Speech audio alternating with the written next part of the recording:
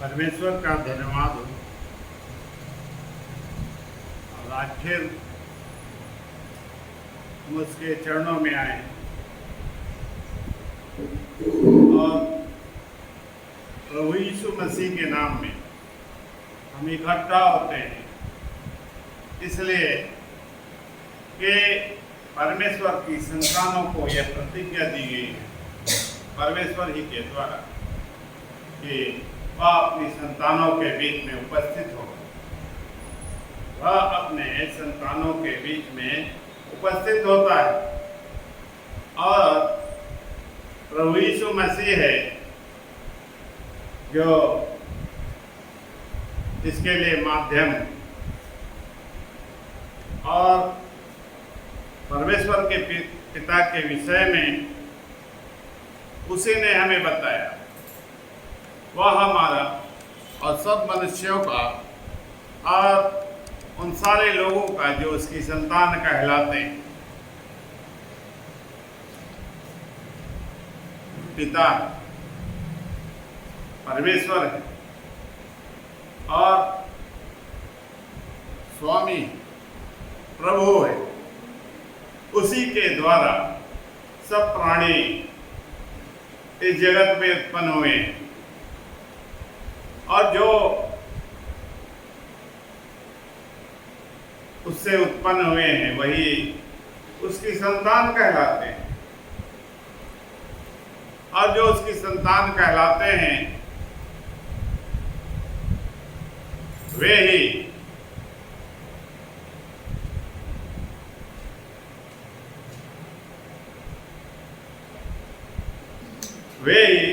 उसकी संतान है। और इस कारण से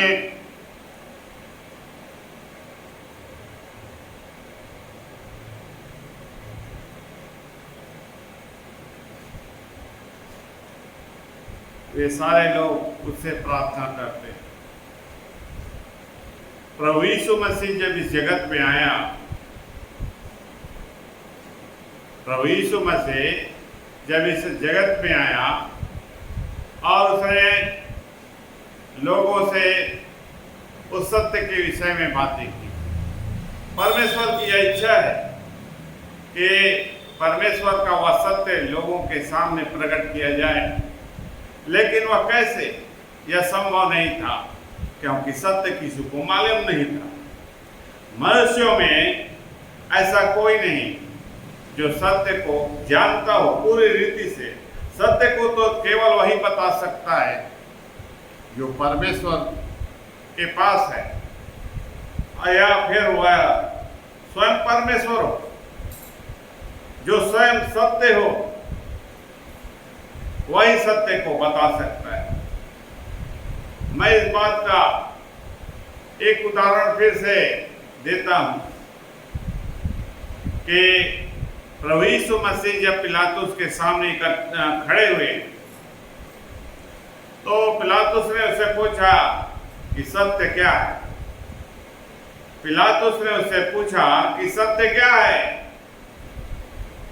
उसने कहा कि सत्य तेरे सामने खड़ा है। सत्य तेरे सामने खड़ा है। तो लोग इस बात पर ध्यान नहीं देते कि सत्य प्रभु यीशु मसीह जब आया उसी समय से उसने बताया कि मैं ही सत्य हूं। तो जो सत्य है उसे ही जानने समझने की जरूरत है। तो मनुष्य सत्य के द्वारा जब उत्पन्न होता है, सत्य के द्वारा जब उत्पन्न होता है तो उसके पास सत्य होता है। इस संसार में जो उत्पन्न हुए हैं मनुष्य के रूप में, वे शरीर से उत्पन्न हुए मनुष्यों के द्वारा, लेकिन जो वचन के द्वारा उत्पन्न होता है वही सत्य है। जो वचन के द्वारा उत्पन्न होता है वही सत्य है। और यूहन्ना रचित सुसमाचार 1 अध्याय 13 पद पढ़ ले।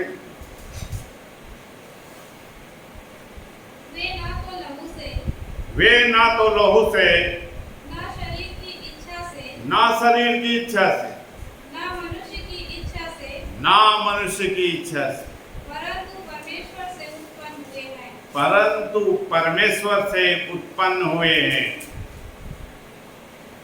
ना लहू से, मांस और लहू का इसमें कोई रोल नहीं है, और ना मनुष्य के किसी भी प्रकार के उपाय के द्वारा वह उत्पन्न हुआ है।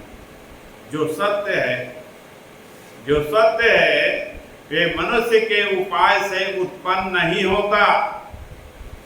तो वह मनुष्य जो इस संसार में है शरीर रूप में, वह सत्य कैसे होगा? वो तो शरीर की इच्छा से उत्पन्न हुआ है, मांस और लोह की इच्छा से उत्पन्न हुआ है। वह परमेश्वर के वचन से उत्पन्न नहीं हुआ है, इसलिए उसमें सत्य नहीं है, सत्य है ही नहीं। और वे प्रमाण देते हैं अपने स्वयं झूठा होने का, असत्य होने का, और इसका प्रमाण वे प्रति सेकंड देते हैं झूठ बोलकर। वे स्वयं इस बात की गवाही देते हैं कि मेरे भीतर सत्य नहीं है, परंतु मैं झूठा हूं। तो झूठ में वह चलता है, झूठ में वह जीता है, और झूठ में ही मर जाता है। लेकिन परंतु परमेश्वर की इच्छा से, अर्थात परमेश्वर के वचन के द्वारा जो उत्पन्न हुआ है वह सत्य है। क्योंकि वचन सत्य किसको उत्पन्न करेगा? सत्य सत्य को उत्पन्न करेगा, और झूठ झूठ को उत्पन्न करता है। शरीर से शरीर उत्पन्न होता है, मांस और लहू से मांस और लहू से स्व शरीर ही बनता है। लेकिन मनुष्य इसी कारण से भ्रमित होता है। अपने मन में वह स्वयं नहीं जानता कि मैं झूठ बोलता हूं, उसे स्वयं मालूम नहीं है मैंने क्या झूठ बोला है। उसे मालूम ही नहीं कि मेरे भीतर जो है वह क्या है, मेरे भीतर है वह क्या है, उसे मालूम नहीं। और मालूम नहीं होने के कारण वह मन नहीं फिराता। पहले मन फिराने से पहले वह सुनता नहीं है, सत्य को नहीं सुनता। उसकी इच्छा ये होती है कि वह हमेशा झूठ ही सुने। वह झूठ को सुनना चाहता है, पसंद करता है, झूठ उसे अच्छा लगता है, झूठ उसे अच्छा लगता है, झूठे व्यक्ति उसे अच्छे लगते हैं। सारा संसार झूठ से भरा हुआ है, असत्य से भरा हुआ है, और असत्य अर्थात झूठ के कामों से भरा हुआ है। कोई भी स्थान नहीं है जहां पर झूठ या सत्य ना हो, और उसकी शक्ति बहुत प्रबल है। इस संसार में झूठ की शक्ति इतनी प्रबल है, और उस झूठ के कारण न्याय इस संसार में नहीं होता, सही काम नहीं होता। वो एक जगह खड़ा होकर केवल देखता है और सच्चाई बीच बाजार में गिर गई है।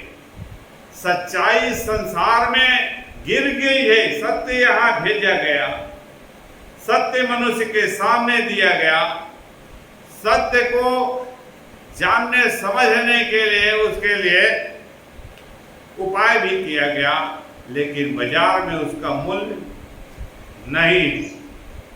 बाजार में उसका मूल्य नहीं है, उसकी कोई कीमत नहीं है।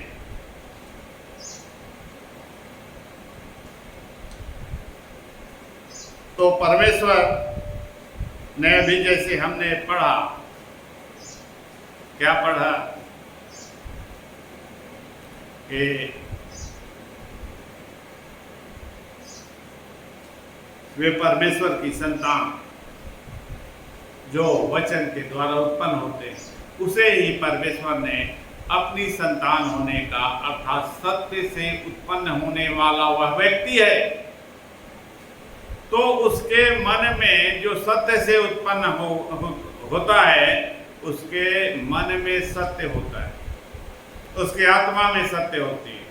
वह सत्य को पसंद करता है, सत्य की चाह करता है और सत्य को खोजता है। सत्य को वह खोजता है और उसके लिए वह पूरा ताकत लगा देता है उस सत्य को जानने के लिए। वे ही लोग हैं उस सत्य अर्थात उस गड़े धन को पाते हैं।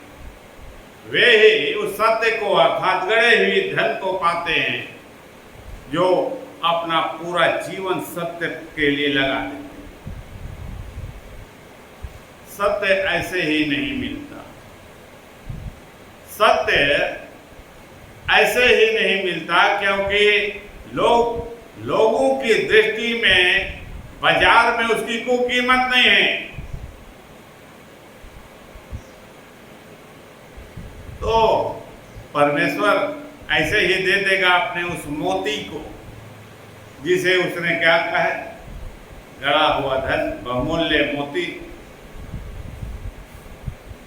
तो सत्य को ना पाने के कारण मनुष्य विनाश के कगार पर है। मनुष्य की आत्मा विनाश में लगातार जा रही है।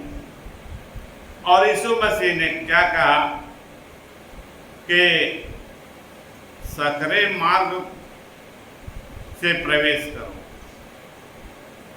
सकरे मार्ग से प्रवेश करो। यीशु मसीह ने बताया कि सत्य का मार्ग सकरा है और जो असत्य का मार्ग है बहुत चौड़ा है, और चौड़ा होने के कारण उसमें चलने वाले लोग अनगिनत हैं। उसमें चलने वाले लोग और उसमें से होकर प्रवेश करने की आशा करने वाले लोग, स्वर्ग में प्रवेश करने की आशा करने वाले लोग अनगिनत हैं। लेकिन वे नहीं जानते जिस मार्ग पर वे चल रहे हैं वह कहाँ जाता है। लेकिन जो सकरे मार्ग में चलते हैं वे जानते हैं कि यह मार्ग कहाँ पहुंचता है, यह मार्ग कहाँ पहुंचता है।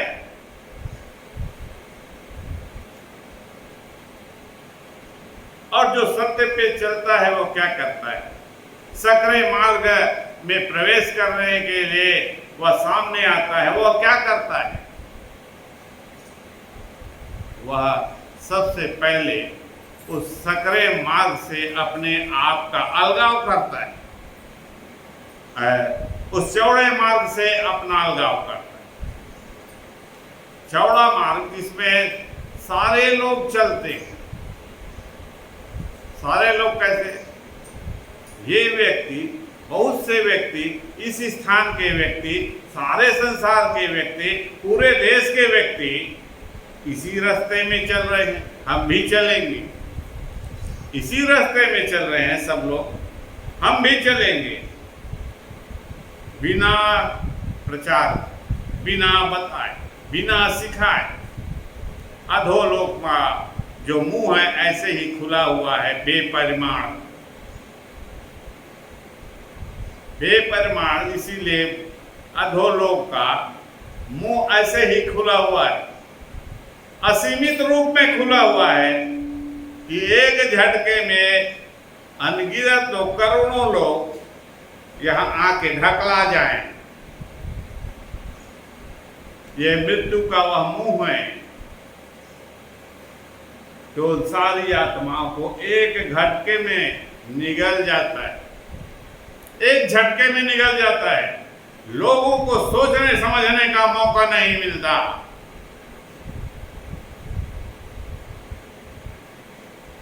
और परमेश्वर ने सब लोगों को ये बात बताई कि सकरे मार्ग से तुम्हें चलना चाहिए, सकरा मार्ग को ही तुम्हें चुनना है, सत्य के मार्ग को ही चुनना है जो सकरा है।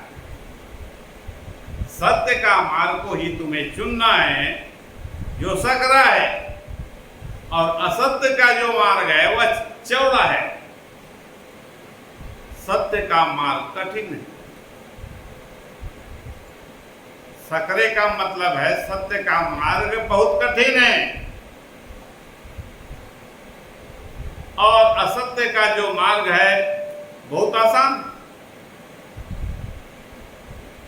युद्ध जब होता है, बहुत से सैनिक युद्ध लड़ते हैं, बहुत से सैनिक युद्ध लड़ते हैं, और बहुत से लोग मर जाते हैं। लेकिन कोई भाग्यशाली व्यक्ति ही होता है कि उसमें से 2-4 लोग ही बचते। भीषण युद्ध जहां पर हो रहा है वहां बहुत कम सैनिक बचते हैं, बाकी सारे लोग एक झटके में मौत के मुंह में समा जाते हैं। ये है मनुष्य की दशा, दुर्दशा। उन्हें मालूम ही नहीं है, वह सोच भी नहीं पाते, वह कल्पना में भी नहीं सोचते। आज हमारे साथ क्या हो जाएगा, वे अपने गवाही इस प्रकार से देते, हम नहीं जानते कि हमारे साथ आज का दिन कैसा रहेगा और हमें क्या हो जाएगा। वे इस बात की गारंटी नहीं देते, लेकिन सत्य के मार्ग को पकड़ने वाले लोग जानते हैं बिना इच्छा के, बिना सत्य की इच्छा के उसका बाल भी बांका नहीं हो। उस व्यक्ति का एक बाल भी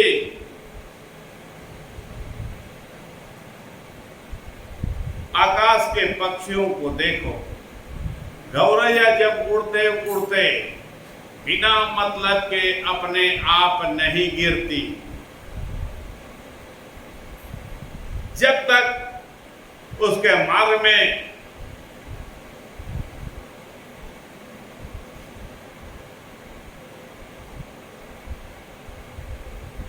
जाल ना, वह भी उस जाल में नहीं फंसे। जाल बिछाने पर भी वह चिड़िया जाल में नहीं फंसती। तो मनुष्य कैसे व्यर्थ में ऐसे ही नाश हो जाएगा?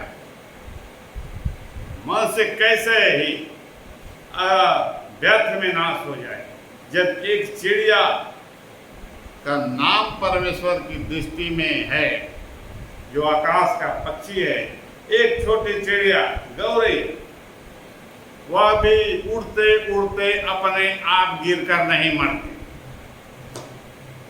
वह भी गिरकर अपने आप उड़ते उड़ते, वो तो अपने घूमते गई है प्रतिदिन के अनुसार। लेकिन परमेश्वर ने सबकी सुरक्षा का प्रबंध किया है। जब तक कोई कारण ना हो, जब तक कोई कारण नहीं है, तब तक वह चिड़िया भी गिरकर नहीं मरती। और उसका कारण क्या है? वह श्राप है। श्राप व्यर्थ में नहीं लगता है। व्यर्थ बोला गया श्राप किसी को नहीं मार सकते जब तक कि उसके पीछे कोई कारण ना हो। कोई कारण नहीं है तो उस आदमी के द्वारा दिया गया श्राप को उसे नहीं लगेगा। उसने पहले कुछ किया हो, उस आदमी ने पहले कुछ किया होगा, उसके लिए अहित का काम किया होगा, तभी वह श्राप देता है। उसका बिगाड़ होता है तभी वो श्राप देता है।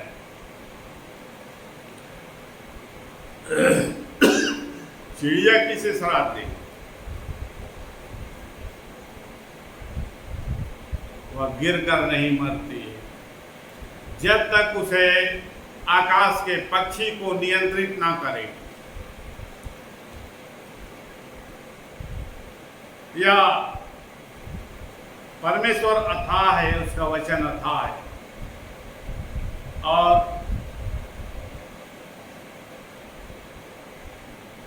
वह जानता है कि किसके साथ कब क्या हो।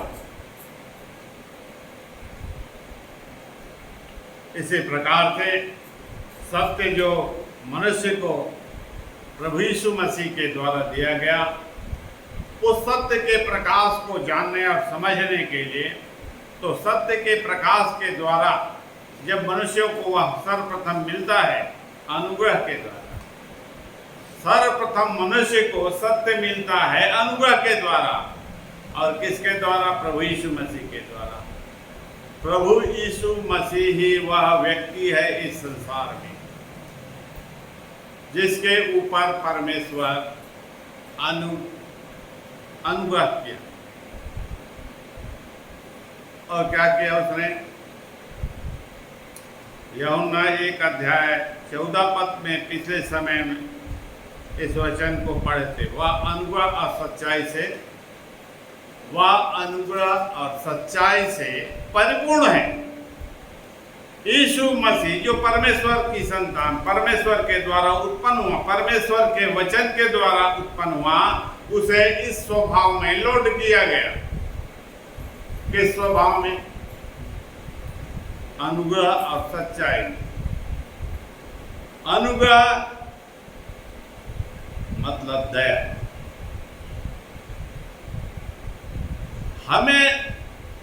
हम पर दया की आवश्यकता है, हमें दया की आवश्यकता है और हमें सत्य की भी आवश्यकता है। सबसे पहले हम पर अनुग्रह होगा। अनुग्रह जिसके पास है उसी के द्वारा अनुग्रह होगा, क्योंकि अनुग्रह से वह परिपूर्ण है। यीशु मसीह अनुग्रह से परिपूर्ण है। एक बात नहीं है, पूरा का पूरा अनुग्रह से भरा हुआ है। मतलब क्या नहीं है? क्रोध नहीं। क्रोध जहां पर होता है, जब जब कोई क्रोध करता है तो वहां पर वह दया को सामने से हटा देता है, अपने सामने से हटा देता है, अपने मन से हटा देता है। वह दया नहीं करता, वह सुनता नहीं। क्यों? क्योंकि वहां पर क्रोध है। तो प्रभु यीशु मसीह के पास क्रोध का स्वभाव नहीं। उस क्रोध को निकाल दिया गया, हटा दिया गया। उस आत्मा से क्रोध को हटा दिया गया। अब पूरा का पूरा उसमें क्या है? अनुग्रह है। यीशु मसीह पूरी रीति से अनुग्रह से भरा हुआ है। वह जब भी कुछ करेगा तो क्या करेगा? दया ही करेगा। तो मनुष्य क्या करते हैं? हम उस व्यक्ति के पास नहीं जाएंगे, वह नहीं सुनता है, बल्कि क्रोध करता है, गाली बकता है और मारपीट भी कर देता है। तो लोग वहां पर नहीं जाना चाहते, उससे प्रार्थना भी नहीं करना चाहते, उससे निवेदन भी नहीं करना चाहते। क्यों? क्योंकि वो तो क्रोध करता है, उसके पास क्रोध है, तो क्रोध है जो उसके पास है वही वह देगा, जो उसके पास है वही वह देगा। उसके पास क्रोध है, वह क्रोध देगा, और तुम उसके पास जाओगे तो तुम क्रोध का सामना करो। तो तुम्हें किसके पास जाना चाहिए? तुम्हें किसकी जरूरत है? अनुग्रह से परिपूर्ण जो है, दया से जो परिपूर्ण है, जो किसी भी परिस्थिति में तुम पर दया करेगा, चाहे तुमने हत्या की हो, चाहे कुकर्म किया है, चाहे किसी भी प्रकार का अपराध किया है, तुम पर दया केवल प्रभु यीशु मसीह करेगा। तुम्हें वही दया करके बचाएगा, तुम्हें वही दया करके छुड़ाएगा।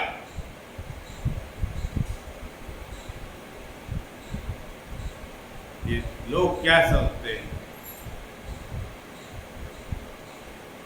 दया को पाना चाहते हैं और बहुत गिड़गिड़ाते हैं कि कोई हम पर दया कर, और उसे दया की प्राप्ति नहीं होती। क्यों नहीं होती?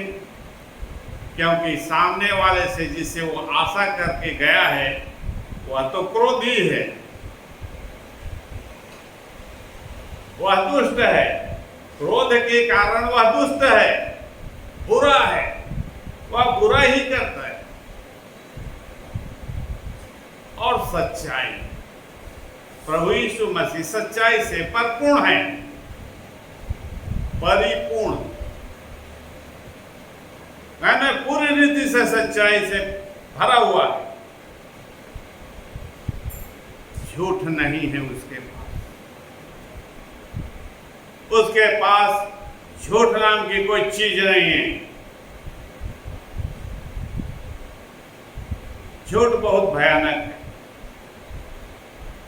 लोग उस झूठ के जाल में इस प्रकार से फंसे हुए हैं कि उससे बाहर नहीं निकल सकते, उससे निकलने की शक्ति उनमें नहीं है या और किसी में नहीं है कि वह उसे झूठ की शक्ति से छुड़ा ले। ऐसी कोई शक्ति नहीं है, ऐसा कोई भी नाम नहीं है किसी एक व्यक्ति को वह झूठ के चंगुल से छुड़ा सके।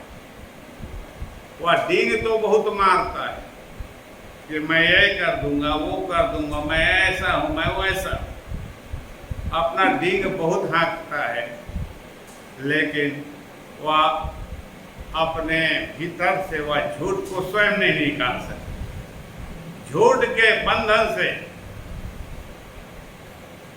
वह नहीं निकल सकता। तो तुम पर अनुग्रह कौन करेगा? मनुष्यों पर अनुग्रह कौन करेगा? उसे बचाएगा कौन? उसे छुड़ाएगा कौन? उसे जीवन कौन देगा?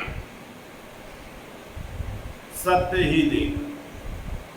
और जो सत्य है, जो अनुग्रहकारी है, वही उसे छुड़ाएगा। इसीलिए वह नाम दिया गया है, स्वर्ग और पृथ्वी में के बीच में केवल एक ही नाम दिया गया है, जगत का उद्धार करता। जगत का उद्धार करता कौन है? मतलब छुड़ाने की शक्ति किसके पास है? लोग क्या कहते हैं? मैं ही इसे बचा सकता हूं। लोग क्या दावा करते हैं कि मैं ही तुम्हें छुड़ा सकता हूं। ऐसी बड़ी बड़ी डींग मनुष्य मारता है, लेकिन स्वयं वह अपने आप को नहीं छुड़ा पाता। झूठ के उस चंगुल से उसके पास कोई प्लानिंग नहीं है, वो तो खुद नहीं जानता, सत्य को जानता ही नहीं, वह तो अपने आप को ही सत्य समझता है। वह झूठ अपने आप को सत्य समझता है। वह परमेश्वर के मंदिर में बैठकर अपने आप को सत्य घोषित करता है। कहां पर वह बैठता है? वह झूठ परमेश्वर के मंदिर में बैठकर अपने आप को परमेश्वर ठहराता है, अर्थात सत्य ठहराता है।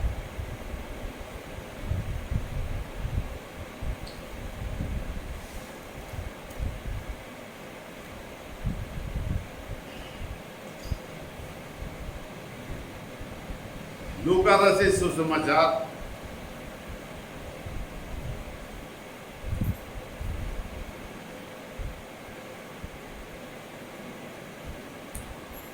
9 अध्याय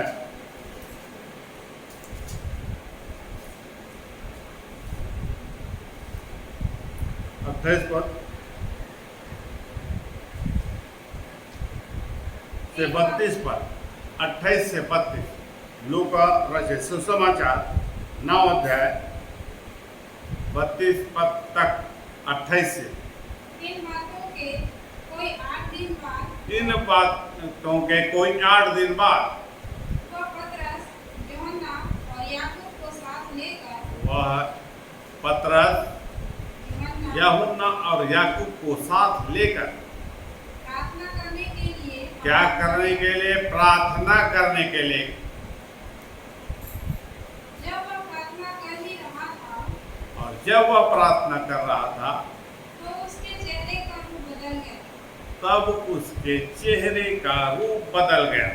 वह प्रभु यीशु मसीह। और उसका वस्त्र श्वेत होकर चमकने लगा। और उसका वस्त्र श्वेत होकर चमकने लगा। और देखो, मूसा और एलिया ये 2 पुरुष उसके साथ बातें कर रहे थे। और 2 पुरुष वहां पर आए, मूसा और एलिया, जो उससे बातें करने लगे। किससे बातें करने लगे? किससे बातें करने लगे? वह कौन था? वह कौन व्यक्ति है?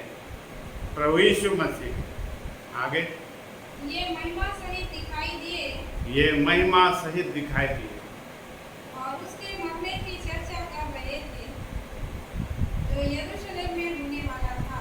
और उसकी उस महिमा की चर्चा कर रहे थे जो यरूशलेम में घटित होने वाला था। वह घटना जिसके बाद पतरस और उसके साथी नींद से भरे थे और जब अच्छी तरह सचेत हुए तो उसकी महिमा और उन 2 पुरुषों को जो उसके साथ खड़े थे देखा। पतरस और वे सारे चेले इस घटना से अनजान थे, नींद में पड़े हुए थे। क्यों नींद में पड़ गए? क्योंकि वे स्वर्गीय प्राणी वहां पर उपस्थित हो गए। और जब उनकी उपस्थिति हुई तो वे चेले शरीर होने के कारण बेहोशी की दशा में आए। लेकिन फिर कुछ समय बाद वे सचेत हुए। तब उन्होंने भी मूसा और एलिया को देखा। मूसा और एलिया को देखा।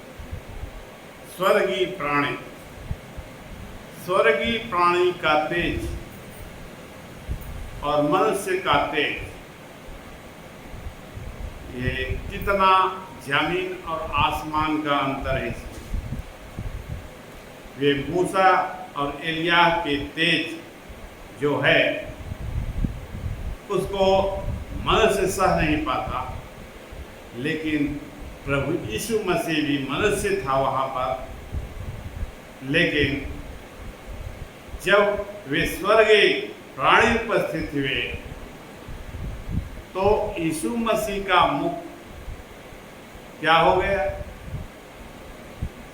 श्वेत होकर चमकने। क्या हुआ? यीशु मसीह का जो मुख था कैसे दिखने लगा? उस स्वर्गीय प्राणी को देखने के बाद फिर से पढ़ 32 पद। पतरस और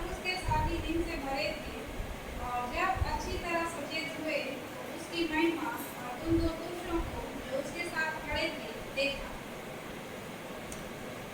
प्रभु यीशु मसीह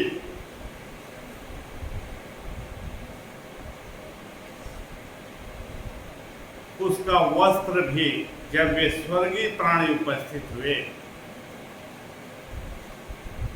उसका वस्त्र भी क्या हो गया?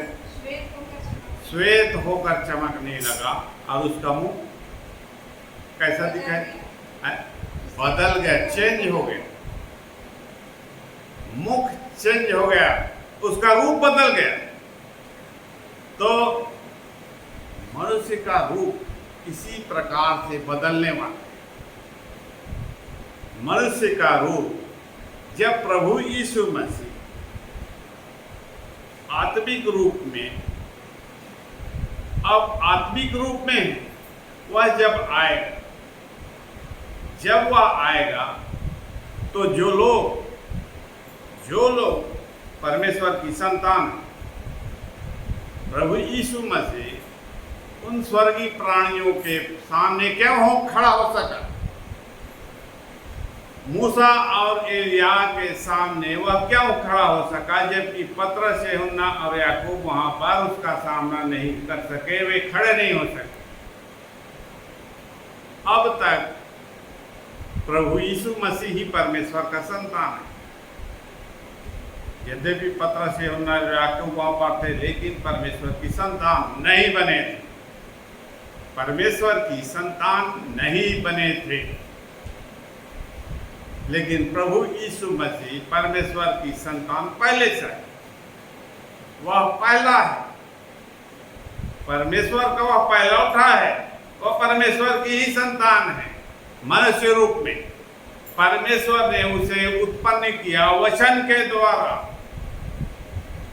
वचन के द्वारा उसे उत्पन्न किया। इसलिए वह स्वर्ग का और स्वर्गीय प्राणियों के सामने खड़ा रह सका और उसका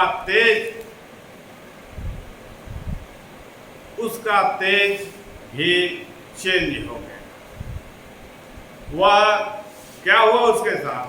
शारीरिक दशा से वह भी आत्मिक दशा में आ गए। उस समय जब स्वर्गीय प्राणी आए तब वह भी आत्मिक दशा में आ गया। वह तेजोमय हो गया, उसके वस्त्र भी तेजोमय हो गए। यद्यपि वे उसकी मृत्यु की चर्चा करने के लिए आए, जो यरूशलेम में उसका समय निकट आ गया था, वे उसे बताने आए थे कि फलाना दिन, फलाना तारीख, फलाना समय तुम्हें दुख उठाना है। अब इस संसार में का समय तेरे खत्म हो गया। वह बताने आता है, वे स्वर्गीय प्राणी बताने आते हैं। इसी प्रकार से परमेश्वर की संतान का जब समय खत्म हो जाता है तो वे स्वर्गीय प्राणी उसे बताने आते हैं कि तुम्हारा समय अब खत्म हो गया, तुम्हें अब जाना पड़ेगा, तुम्हें अब जाना पड़ेगा। तो वे परमेश्वर के वे दूत ही आते हैं अपनी संतानों को बताने, ले जाने से पहले बताने आए। यीशु मसीह को बताने आए, उसका समय भी निर्धारित बता दिया।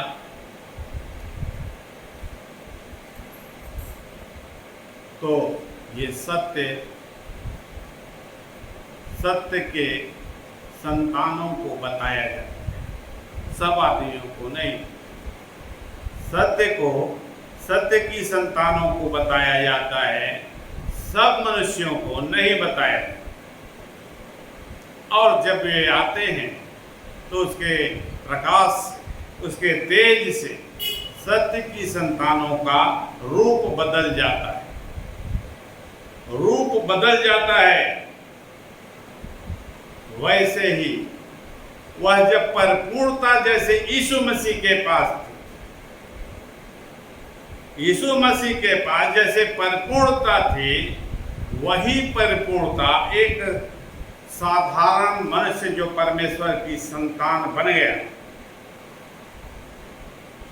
एक साधारण व्यक्ति जो परमेश्वर की संतान वचन के द्वारा उत्पन्न होने वाला वह व्यक्ति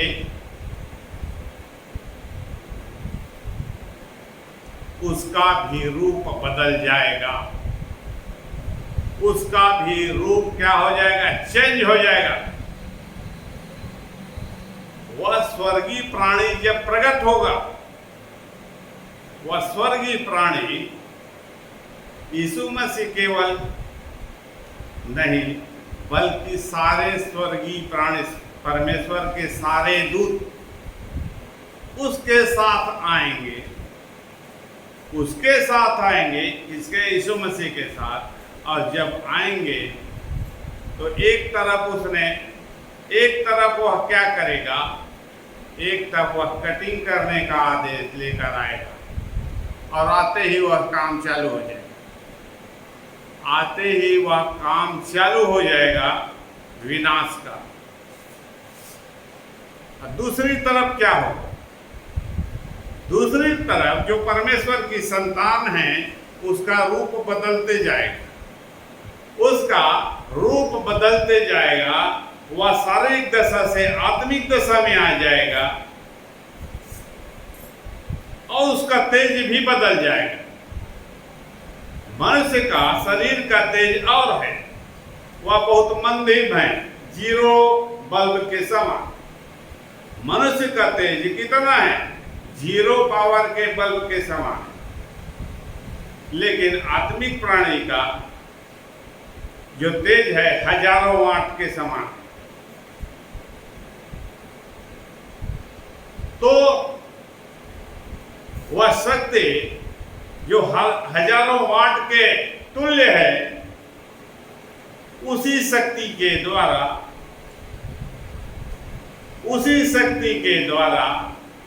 वह ऊपर उठाया जाए, उसी शक्ति के द्वारा वह ऊपर उठाया जाएगा।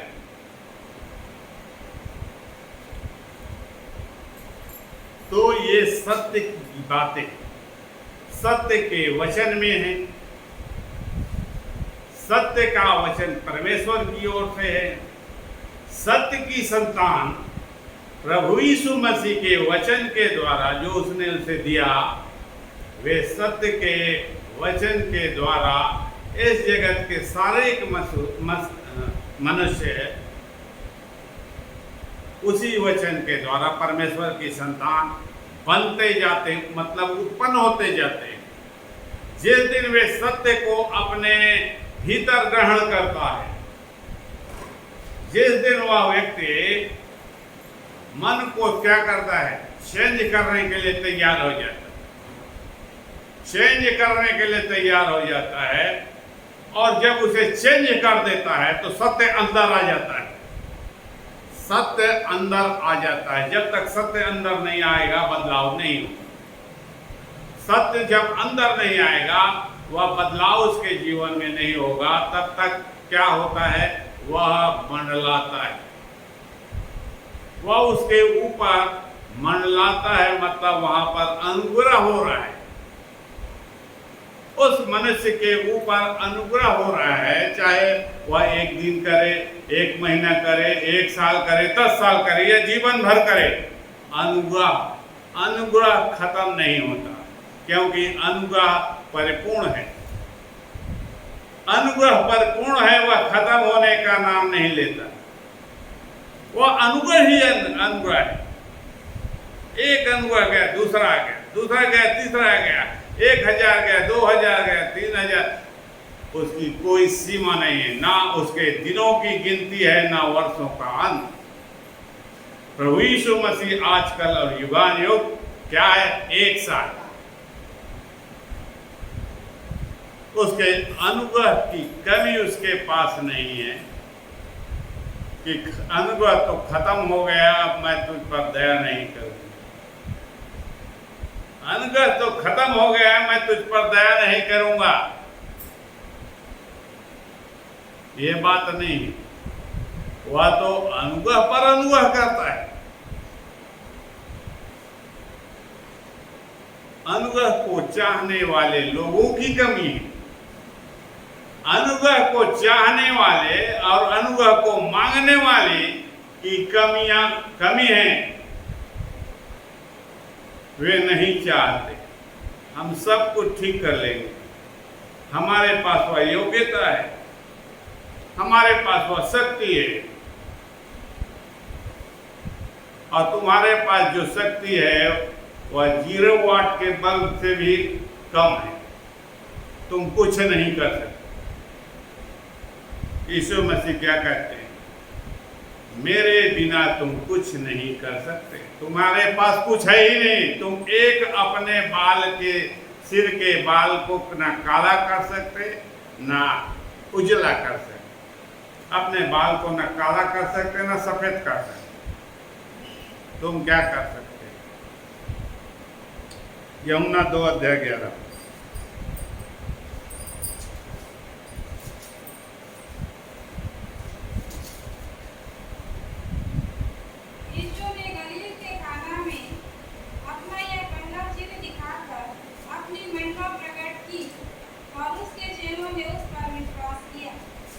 अनुग्रह क्यों वह करता है? अनुग्रह प्रभु यीशु मसीह क्यों करता है? सबसे पहले वह काना में, गलील के काना में उसने लोगों के साथ भलाई का काम किया। जैसे लोग करते हैं, वो बहुत बेचारा बहुत दिनों से खाया नहीं है, उसके पास खाने के लिए नहीं है, चल उसको रोटी दे देते हैं, खाना दे देते हैं, 1 रुपये 10 रुपये 100 रुपये दे देते। ये क्या है? अनुग्रह। तो वहां पर भी दाखरस की कमी हुई। प्रभु यीशु मसीह ने अपना शुरुआती अनुग्रह वहीं पर किया, काना में, उस शादी के समय, उस विवाह के समय, पहला अनुग्रह। और दीर्घ उद्देश्य, बिना उद्देश्य के उसने काम नहीं किया। यह काम उसने बिना उद्देश्य नहीं किया। क्यों? आगे लिखा है, क्या लिखा है?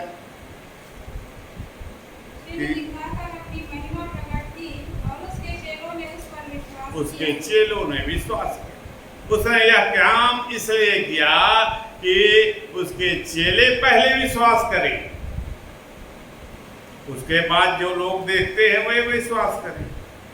जिन्होंने उस अनुग्रह को पाया वे विश्वास करें कि फलाना व्यक्ति ने इस प्रकार का आश्चर्य कर्म किया, हमारे साथ भलाई की, मेरे साथ भलाई की। जब तुम्हारे ऊपर परमेश्वर भलाई नहीं करे, जब तक परमेश्वर या प्रभु यीशु मसीह या किसी भी प्रकार से परमेश्वर की सहायता जब तक तुम्हें नहीं मिलेगी, तुम विश्वास नहीं कर सकते। जब तक उसके ऊपर परमेश्वर अनुग्रह न करे तब तक वह उस पर विश्वास नहीं करेगा। तो वह अनुग्रह तो करता है, लगातार अनुग्रह करता है। और जब तक यह जगत है, संसार है, उसका अनुग्रह खत्म होने वाला नहीं। अनगिनत व्यक्ति प्रतिदिन इस संसार में उत्पन्न होते हैं, उन सब के लिए अनुग्रह। यद्यपि लोग उसे पाने की उसमें क्षमता है कि नहीं, लेकिन अनुग्रह की कमी नहीं। अनुग्रह की कोई कमी नहीं है, दया की कोई कमी नहीं है, दया दृष्टि की कोई कमी नहीं है। और परमेश्वर का उद्देश्य यही है कि मनुष्य सत्य को जाने, सत्य को जाने और उस पर विश्वास क्यों? सत्य के द्वारा ही यह अद्भुत काम होता है जो मनुष्यों की दृष्टि में आश्चर्यचकित कर देने वाला है। इस संसार में नहीं होता वो कि अपने आप कैसे वो बन गए, उसमें कोई जादू नहीं। वह पानी से दाखरस कैसे बन गया, वह जादू रहता तो कुछ समय तक रहे। जादू केवल कुछ समय तक रहता है,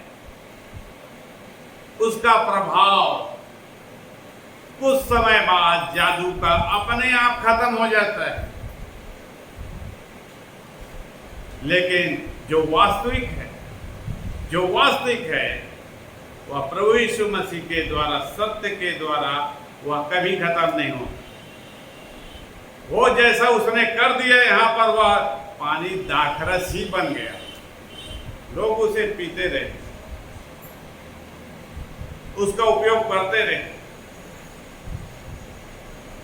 उसमें किसी प्रकार का झूठ नहीं।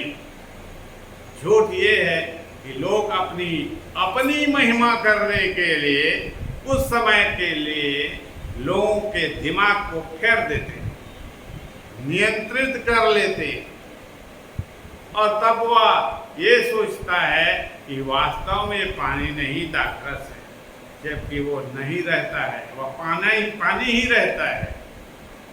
लेकिन उसके भाव, उसके गुण, वह अपनी आत्मा में वह देखता है। जैसा कह दिया गया वैसा वह सोचने, लेकिन ये झूठ है, वास्तविकता नहीं। झूठ सत्य नहीं बन सकता, झूठ कभी सत्य नहीं बन सकता, वह झूठ ही रहेगा और झूठ ही के परिणाम को उत्पन्न करेगा। जादूगर कितने समय तक एक व्यक्ति को, उसके दिमाग को नियंत्रित करता है? ज्यादा से ज्यादा 1 घंटा। किसी भी व्यक्ति को इस प्रकार वह टाइमिंग के अनुसार अभ्यास करता है, तब उसे कर पाता है। वह मात्र जादू है, धोखा है। जादू का अर्थ क्या है? छिपा हुआ। छिपा हुआ मतलब धोखा है, वास्तविकता नहीं है। लोगों को अंधा करके वह दिखाना जो है ही नहीं। लेकिन प्रभु यीशु मसीह सत्य है, वह सत्य ही दिखाता है, सत्य ही बोलता है, सत्य को ही समझाता है। और इस प्रकार प्रभु यीशु मसीह ने अपनी महिमा दिखाई, सत्य की महिमा को उसने दिखाया।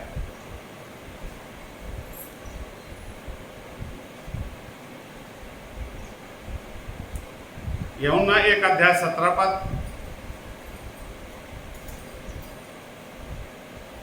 इसलिए कि व्यवस्था तो मूसा के द्वारा दी गई, परंतु अनुग्रह और सच्चाई यीशु मसीह के द्वारा पहुंची। मूसा के द्वारा व्यवस्था तो दी गई, उसने यह दावा नहीं किया, मूसा ने यह दावा नहीं किया कि मेरे पास अनुग्रह है और मेरे पास सच्चाई। व्यवस्था उसने भले नियम कानून को रख दिया सामने बनाकर, लिखकर। मूसा वह भी भविष्यवक्ता है, मेरे समान एक और भविष्यवक्ता आएगा जो तुम्हें सत्य की बातों को समझाएगा। दूसरा भविष्यवक्ता यीशु मसीह है, जो मनुष्य के रूप में आया। उसके पास क्या है? मूसा के पास क्या था? मूसा के पास कुछ नहीं, उसके पास केवल व्यवस्था और नियम। और यीशु मसीह के पास क्या है? अनुग्रह और सच्चाई। मूसा के पास आज जितने लोग उसके चेले हैं, उसके पास जाते हैं, उन्हें व्यवस्था ही बताई जाएगी, नियम कानून ही बताया जाएगा, और नियम कानून का पालन करने के लिए ही कहा जाएगा। और इस कारण से पूरे अरब जगत के लोग उसी कानून में उछले हुए हैं, फंसे हुए। वे केवल उसी को देखते कि मूसा ने हमें क्या व्यवस्था दी है और हमें उसका पालन किस प्रकार से करना है। मृत्यु में तो बड़ी बड़ी बातें हैं, बड़ी प्रावधान है। मृत्यु दंड, पथरवाह करने का दंड और अनेक प्रकार का दंड। जितने प्रकार के अपराध उतने प्रकार के दंड। तो मूसा के द्वारा छुटकारा नहीं, वह जगत का उद्धार करता नहीं, उसके पास सत्य नहीं है। मूसा के पास क्या नहीं है? सत्य नहीं है।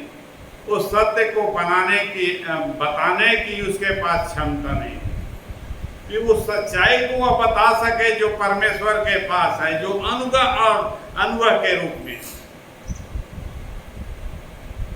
सच्चाई, जो अनुभव है परमेश्वर का विशेष दान, अनुभव।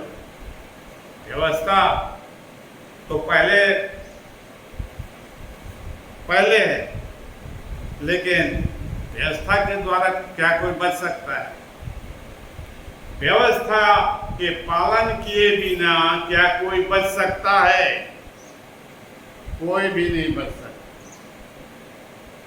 बचेगा कैसे? और नहीं बचेगा तो छुटकारा कैसे हो? व्यवस्था में तो प्रावधान है कि जो जितना बुरा से बुरे काम करेगा उसे उतना बुरा से बुरा सजा दिया जाएगा। तो उसका छुटकारा कहाँ होगा? उसका उद्धार कहाँ होगा? और जितने लोग व्यवस्था के पद चिन्हों को अपनाते हैं, वे क्या इस बात को जानते हैं और इस बात के विषय में सोचते हैं कि इतने कानून से हम घिरे हुए हैं और इतने अपराध में जकड़े हुए हैं, इतने पाप में जकड़े हुए हैं, तो हम छूटेंगे कैसे? हमें छुड़ाएगा कौन? व्यवस्था के द्वारा तो कोई छुटकारा नहीं है।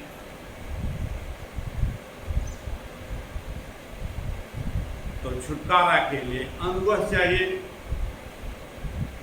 और वह भी 100% उसमें सच्चाई होना चाहिए। लोग दावा करते हैं कि मैं अनुभव करता हूँ, मैं दया करता हूँ, मैं सहायता करूँ, मैं उपाय करूँ, मैं तुम्हारे लिए प्रार्थना करूँ, निश्चित रूप से तुम चंगे हो जाओगे, छूट जाओ। दूसरे दिन वह यदि फोन लगाता है, आए कौन हो, कहाँ से बोल रहे हो? एक ही दिन नहीं लगा, 1 घंटा नहीं लगा, वो भूल गया कि कोई व्यक्ति मेरे पास प्रार्थना करवाने वाले आया था। क्या तुम्हारे पास अनुभव है? क्या इतने दयावंत तुम हो गए हो? यीशु मसीह के पास ही अनुभव और सच्चाई। वह लगातार दया करता है, लगातार अनुभव करता है, और उसी को यदि कोई पकड़ता है, पास्टर को पकड़ने के बदले यदि वह डायरेक्ट यीशु मसीह को पकड़ ले, उस सत्य के वचन को पकड़ ले, तो 100% यीशु मसीह गारंटी देता है कि छुटकारा तुम्हारा हो गया। छुटकारा वो देता है अनुभव और सच्चाई के। रोमियो 5:21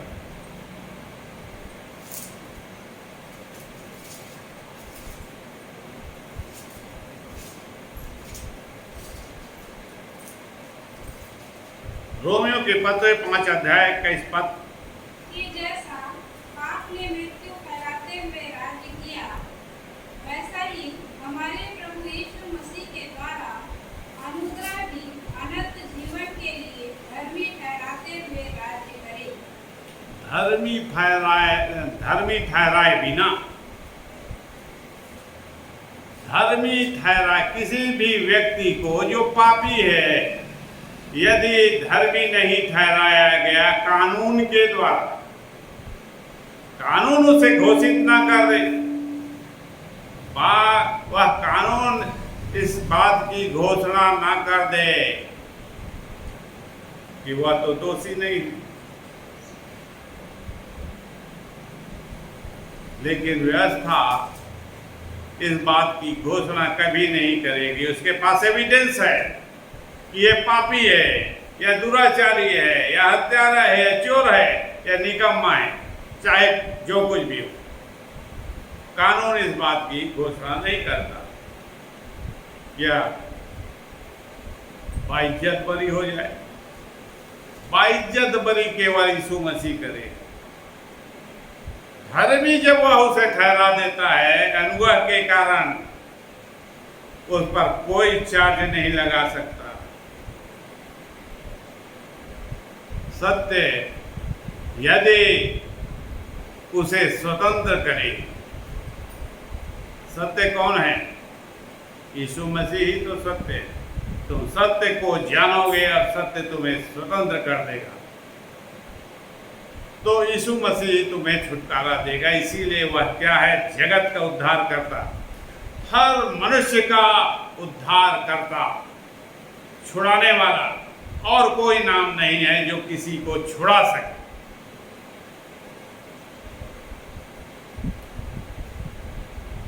और जब वह धर्मी ठहराता है किसी भी आदमी को,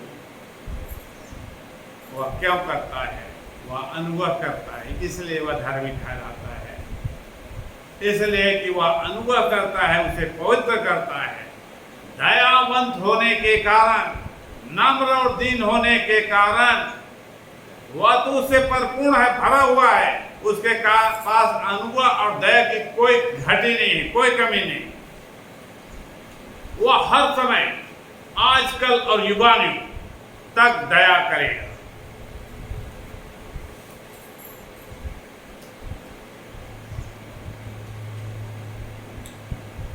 रोमियो 6:14 रोमियो 6:14 तब तुम पर पाप की प्रभुता ना होगी, क्योंकि तुम व्यवस्था के अधीन नहीं वरन अनुग्रह के अधीन हो। अब तुम क्या हो गए? व्यवस्था के अधीन नहीं हो, कानून के अधीन नहीं हो, नियम के बंधन में अब नहीं हो। क्यों? जितने भी नियम और कानून थे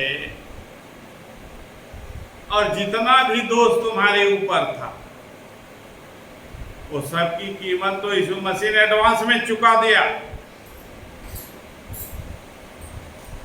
क्या तुमने यीशु मसीह पर विश्वास किया? क्या तुम उसके पास गए?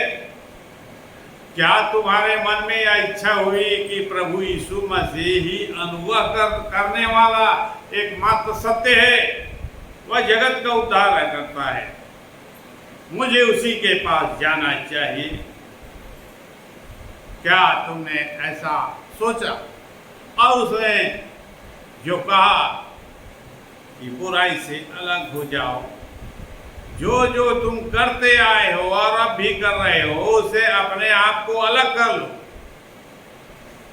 अपने आप को अलग कर लो।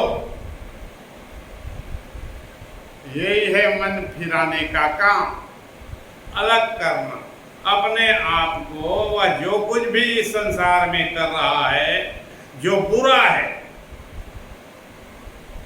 असत्य है, झूठ है, वह उससे अपने आप को अलग कर ले, अलगाव बना ले।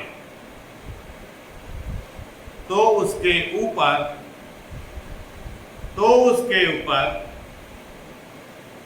व्यवस्था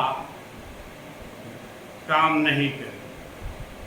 व्यवस्था का कोई चार्ज नहीं लगाया जाएगा। तो लोग कहेंगे कि इसने तो अपने कुछ समय पहले इसने चोरी भी किया, इसने हत्या भी किया, इसने सब प्रकार के कुकर्म और अपराध किए हैं, इसका चार्ज तो हमारे पास है, हमारे पास सबूत है।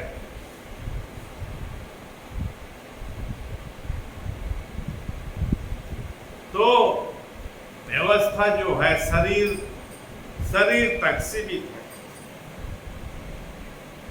व्यवस्था शरीर तक सीमित है। उन लोगों के आत्मा पर वह प्रभाव नहीं डालता जिन्होंने परमेश्वर के सत्य के द्वारा स्वतंत्रता को प्राप्त कर लिया। उन लोगों को जो परमेश्वर के सत्य के वचन के द्वारा स्वतंत्रता को प्राप्त कर ली है, उसके यद्यपि यह नियम और कानून जो बनाया गया, मूसा के द्वारा दिया गया, वह भी स्वर्गीय है और स्वर्गदूतों के द्वारा दिया गया। मूसा के पास पहुंचाया गया उस नियम और कानून को स्वर्गदूतों के द्वारा, स्वर्गीय प्राणियों के द्वारा। मूसा ने अपने आप उसे नहीं लिखा। तो निर्णय कौन करता है, सजा कौन देता है? स्वर्गीय प्राणी। तो स्वर्गीय प्राणी क्या है? आत्मिक लोग हैं, आत्मिक प्राणी। वे मनुष्य के शरीर और आत्मा दोनों को दंडित करने के लिए, दोनों को दंडित करने के लिए इस संसार में कोर्ट के द्वारा दंडित किया जाएगा, पुलिस व्यवस्था के द्वारा, और आने वाले उस स्वर्गीय देश में उस आत्मा को आत्माओं के द्वारा दंडित किया जाएगा। तो क्या दंडित किया जाएगा? वह एक ऐसे जगह में उसे डाल दिया जाएगा उस अपराध के कारण जिसने क्या नहीं किया, मन नहीं फिराया, मन नहीं फिराया है और प्रभु यीशु मसीह पर, जगत के उद्धारकर्ता पर विश्वास नहीं किया। परमेश्वर ने उसे छुड़ाने वाले के रूप में भेजा है, अपना पूजा पाठ करवाने के लिए नहीं भेजा। अपना पूजा पाठ करवाने के लिए उसने उसे नहीं भेजा। सत्य को उसने इसलिए भेज दिया कि वे सत्य के द्वारा स्वतंत्र किए जाएं।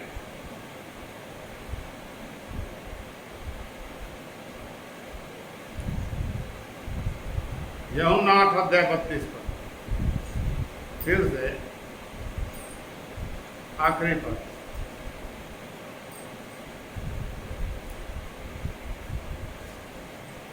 हाँ यही लिखा है, सच्चाई वह सत्य को फिर से बताता है और तुम सत्य को जानोगे और सत्य तुम्हें स्वतंत्र करेगी। जब तक कोई मनुष्य सत्य को नहीं जाने, जब तक कोई मनुष्य सत्य को नहीं जानेगा, नहीं समझेगा, तब तक उसे किसी भी समस्या से स्वतंत्रता नहीं मिलेगी। जब पूरी रीति से वह जान जाएगा और तब वह क्या करेगा, उस अनुग्रह के दाता के पास जाएगा और उस अनुग्रह करने वाले को जब पूरी रीति से जान जाएगा तब वह उसे स्वतंत्र कर देगा। यीशु मसीह को एक शब्द में थोड़ी जाना जा सकता है, वह तो सत्य है। उसे एक शब्द में क्या जान सकते हैं? यीशु मसीह अनुग्रहकारी है, वह दया करेगा। चलिए, मैं विश्वास करता हूँ क्या यह पूरा है। जब तक वह पूरे सत्य को नहीं जान जाता, उसकी मनसा को नहीं जान जाता, जब तक वह उसे समझ नहीं सकता, तब तक कहां जाए? तब तक उसने कहां जाना? अभी तो वह ABCD सीख रहा है, वहां पर गया है बस एडमिशन लेने।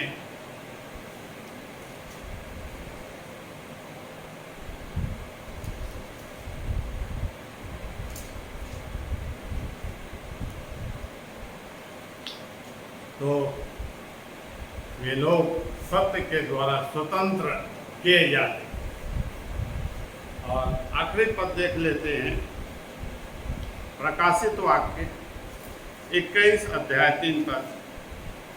परमेश्वर की संतान जिसने सत्य को जान लिया, जो परमेश्वर के द्वारा उत्पन्न हुए, जो परमेश्वर की संतान कहलाते हैं और उसमें बने हुए, उनके लिए ये संसार अंत नहीं, उनके लिए ये संसार और ये समय अंतिम नहीं है। यहाँ तो उसकी शुरुआत हो रही है और इसके बाद क्या होगा और इसके बाद क्या होगा, क्या लिखा है? फिर मैंने सिंहासन में से किसी को ऊंचे शब्द से यह कहते हुए सुना, किसी को ऊंचे शब्द से यह कहते सुना, देख परमेश्वर का डेरा मनुष्यों के बीच में है। देख परमेश्वर का डेरा मनुष्यों के बीच में, वह उनके साथ डेरा करेगा, वह उनके साथ क्या करेगा? वास करेगा, निवास करेगा। और वे उसके लोग होंगे, और परमेश्वर आप उनके साथ रहेगा, और उनका परमेश्वर होगा। और उसके साथ परमेश्वर रहेगा और वे लोग उसके लोग कहलाएंगे। ये इस संसार की बात नहीं है। यीशु मसीह जब आया तो यहाँ पर वह डेरा किया, चरवाहों के बीच में सबसे पहले आया, लेकिन वह यह बात नहीं है, यह उस स्वर्गीय स्थान की बात है। स्वर्गीय स्थान की बात है। स्वर्गीय स्थान में जहाँ मनुष्य का आत्मा जाने वाला है, जो पवित्र किए गए हैं, धर्मी ठहराए, उनके बीच में परमेश्वर का आत्मा हमेशा हमेशा निवास करेगा और उनका परमेश्वर रहेगा। और बहुत सी प्रतिज्ञाएं हैं स्वर्गीय स्थान में परमेश्वर की संतानों के लिए।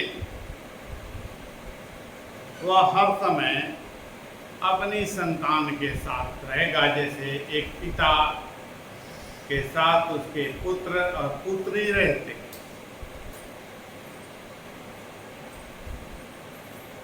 पिता और उसकी संतान अलग नहीं रहेगा, अभी भले अलग है। उसकी संतान इस संसार में और पिता परमेश्वर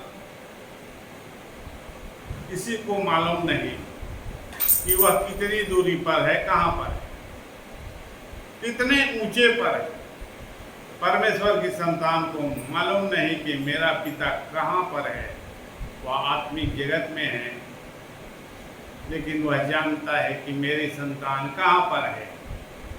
बिलासपुर में है, लुरमी में है, बांदा में, यह सब उसे मालूम है। और वह सबकी चिंता करता है और वह सबका अनुग्रह करता है। उसके पास अनुग्रह की कमी नहीं है, वह अनुग्रह से परिपूर्ण है, वह अनुग्रह से भरा हुआ है। वह निश्चित रूप से अपने लोगों को वह निराश नहीं करेगा। वह छुटकारा निश्चित रूप से देता है और मनुष्य उस पर क्या करे? विश्वास करे। किस प्रकार से कि यीशु मसीह ने जैसे प्रार्थना करते हैं कि हे प्रभु, हे परमेश्वर पिता करके अपनी सारी समस्या उसे बताते हैं। जो परमेश्वर की इच्छा के या पवित्र आत्मा के इच्छा के अनुसार वह प्रार्थना है, तो बिना रुकावट के वह मांग सकता है। अपने मन में निश्चयता को धारण करता है, अपने मन में निश्चयता को वह ले लेता है। यीशु मसीह के वचन में यह लिखा है और उसने क्या कहा कि प्रतीति कर लो कि परमेश्वर पिता ने मुझे दे दिया है। मुझे वह दिया तो अलग बात है, मुझे मिल गया है। दिया तो अलग है, अलग बात है, लेकिन पिता परमेश्वर ने मुझे वह दिया है, वह मिल गया है। यद्यपि हम स्वयं उसे नहीं देखते, यद्यपि हम अपने इस शारीरिक आंख से उसे नहीं देखते, तो भी मान लेते हैं कि वह मुझे मिल गया है मेरे पास। तो जो शरीर में हम कष्ट देखते, हम किसी विषय में शरीर में कष्ट देते हैं, अपने शरीर में देखते हैं और हमने उसके लिए प्रार्थना किया है परमेश्वर से छुटकारे को मांगा है। वह जगत का उद्धार करता प्रभु यीशु मसीह की गारंटी। और उसने कहा कि वह मुझे मिल गया। जब हम प्रार्थना कर चुके और प्रार्थना में हम मन में क्या हो गए, संतुष्ट हो गए कि परमेश्वर के आत्मा ने इसे स्वीकार किया है, वह परमेश्वर की संतान अपने मन में उसे इस प्रकार से ग्रहण करता है। और जब ग्रहण करता है तो वह प्रतिदिन जो प्रार्थना उसने की है और हर समय यह बोलता रहे कि परमेश्वर ने मुझे चंगा कर दिया, परमेश्वर ने मुझे चंगा कर दिया है। जैसे मेरा ब्रेन काम नहीं करता था पहले, अब भी काम नहीं करता है ठीक से, लेकिन प्रतिदिन वह क्या कहे कि मेरा ब्रेन 100% काम कर रहा है, मेरा ब्रेन 100% काम कर रहा है। यही है विश्वास। जब तक आदमी इसे बार बार ना बोले, परमेश्वर नया आश्चर्य कर्म नहीं करता है। उसने कह दिया है तुम इसे बार बार बोलो कि मेरा जो ब्रेन है 100% सक्रिय है, काम कर रहा है। विश्वास के द्वारा इसी प्रकार से स्वीकार किया जाता है। आत्मिक जगत में इसी प्रकार का काम होता है। ये नहीं कि कोई व्यक्ति प्रार्थना करे और यीशु मसीह शारीरिक रूप में आकर कुछ ऐसा चमत्कार करे, कुछ ऐसा चमत्कार करे कि उसका ब्रेन तत्काल काम करना चालू कर दे। परमेश्वर की संतान के साथ ऐसा नहीं हो। परमेश्वर की संतान के साथ ऐसा नहीं होने वाला, क्योंकि तुम्हें तो उस विश्वास करने के लिए कहा गया है और विश्वास आशा की वस्तु पर भरोसा रखना है और प्रमाण को तुम्हें हासिल करना है। तो बार बार बोलते रहो कि मुझे 100% काम कर रहा है, काम कर रहा है मेरा ब्रेन, 100% काम कर रहा है। प्रतिदिन सुबह बोल, शाम को बोलना, रात को बोलना, जब मौका मिले।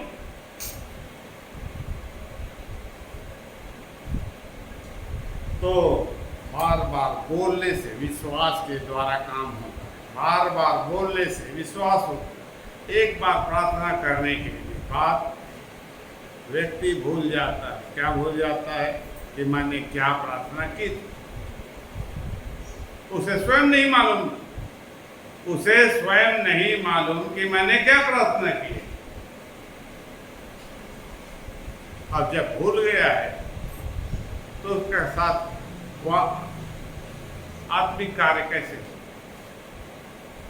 तो विश्वास जो क्या थी, सीमित थी। विश्वास जो सीमित थी, अब क्या एक कक्षा में आदमी पढ़ते रहेगा, एक आदमी पहली कक्षा में जीवन भर भर्ती रहेगा, उसे दूसरे कक्षा में जाना है, तीसरा में भी जाना है, चौथा में भी जाना, कॉलेज तक तुम्हें जाना है, वहां तक जाना है।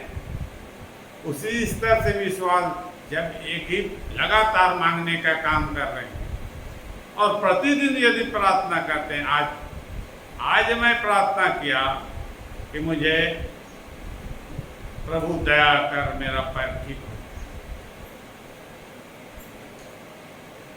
दूसरे दिन फिर क्या, दया कर मेरा पैर ठीक कर दे, तीसरे दिन, 10 दिन हो गया, 1 महीना हो गया, 1 साल, 2 साल हो गए, कई साल, वह लगातार वही कह रहा है। जब तक विश्वास के द्वारा उसे स्वीकार नहीं कर लो, जब तक उसे मन में स्वीकार नहीं कर लिया जाता। और विश्वास कैसे किया जाता है? बोलकर और मन में उसे मन में उसे स्वीकार करो।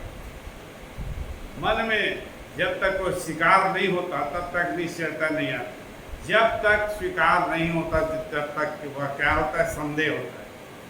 लेकिन जब वचन उसे समझ में आ गया तो लगातार बोलना चालू कर। बहुत से लोग ऐसा करते हैं, विश्वास के द्वारा बलपूर्वक स्वर्ग के राज्य को छीन लेते हैं। आज का वचन है। आपका प्रार्थना